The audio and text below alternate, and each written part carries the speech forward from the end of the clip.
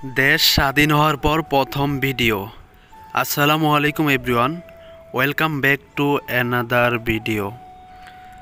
আসলে সবচেয়ে কষ্টের বিষয় হলো আমরা দেশ স্বাধীন হওয়ার পিছনে, এই স্বৈরাচারী সরকার পরিবর্তন হওয়ার পিছনে আমাদের প্রবাসীদের কিন্তু অনেক বেশি অবদান ছিল, কিন্তু আমাদের কথা কেউই বললো না। যে যার মতো যেভাবে পারতেছে সেটাই করতেছে। যাই হোক, আলহামদুলিল্লাহ, যেহেতু স্বৈরাচার সরকার দেশ থেকে পরিবর্তন হয়েছে, দেশটা ভালো করে চলুক সেটাই চাই। এখানে তো পিছনে যেটা দেখতেছেন, এখানে আমি থাকি, বলতে আমাদের কোম্পানি থেকে এখানে রুম দেওয়া হয়েছে, এইখানে থাকি। সো আজকে আপনাদের একটা সুন্দর একটা জিনিস দেখাতে নিয়ে যাব।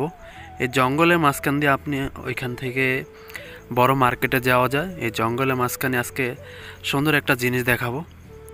অনেক দিন পর গেছি আসলে, যেহেতু আমি পরে ভয়েস দিচ্ছি, সো আমি অবশ্যই জানি পরে কি হবে।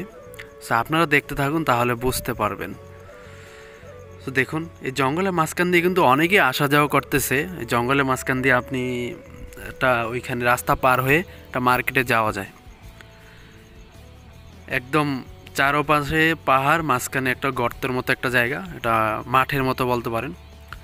সো এই মাঝখান দিয়ে অনেকে যাওয়া আসা করে। ওই যে পিছনে দেখতে পাচ্ছেন, এই বিল্ডিংটা হলো 14 তলা বিল্ডিং। 14 তলা কি 15 তলা হবে, এরকমটাই হতে পারে। বিকালবেলা এখানে আইসা অনেকেই বন্ধের সময় বিকালবেলা আইসা বৈশা থাকে এখানে। সো আমি তেমন আসা হয় না, অনেক দিন পরে আসলাম। ওইখানে একটা দোকানের মতো দেখা যাচ্ছে, জঙ্গলের মাঝখানে দোকান। ওই দেখুন, আমি এটা আগে দেখি নাই, অনেক দিন পরে গেছি, কিন্তু তারা জিজ্ঞেস করলাম, সে বলতেছে 1 মাস ধরে এখানে আছে। সো দেখি আজকে কিছু খেতে পারি কিনা, কি আছে, কি বিক্রি করে। সো মনে হচ্ছে লোকটা ইন্ডিয়ান হবে। Abang, habis ke semua? Apa mau?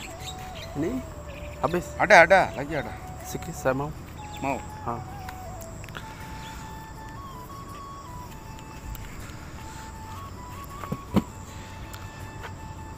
Berapa itu?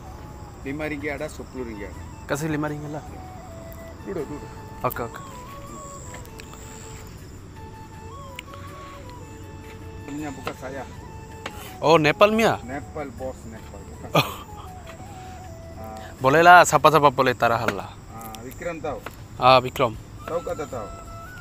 Tak tahu lah. Nasi kasih.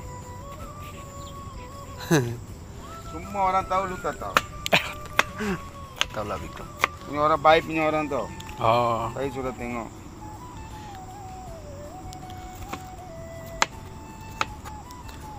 Banyak baik punya orang. Jhalmuri বেচতেছে, কি কি দিয়ে ঝালমুড়ি বেচতেছে। সো গাজর, তারপর শসা, আরও কি কি দিচ্ছে।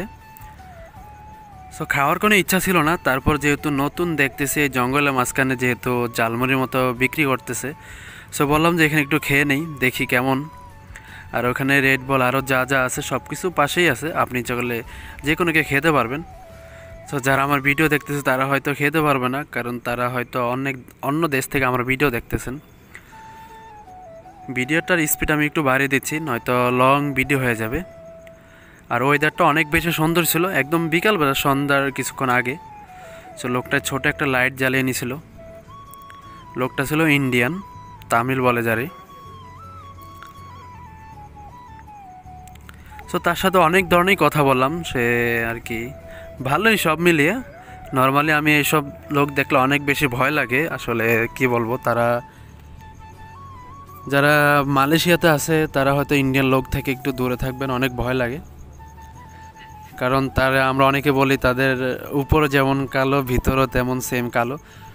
সো সব মিলে আলহামদুলিল্লাহ, যতদিন আছি আলহামদুলিল্লাহ ভালোই আছি। মোটামুটি ভালোই ছিল সব মিলিয়ে। অনেকদিন পরে ঝালমুড়ি খাইলাম। শুরুতে যেই বিল্ডিংটা দেখছিলেন না, শুরুতে একদম ভিডিও শুরুতে, ওই বিল্ডিংটাই এখন হয়তো ভালো করে দেখতে পারবেন অন্ধকারের মধ্যে। দেখুন, বিল্ডিংটা 14 থেকে 15 তলা হবে। আসলে আমি এইখানে বিল্ডিংয়ে থাকি, কোম্পানি থেকে রাখা হয়েছে, আমি নিজেই জানি না, কখনো গণি নাই। সো এই ছিল আজকের ভিডিওটা। সবাই ভালো থাকবেন, আল্লাহ হাফেজ।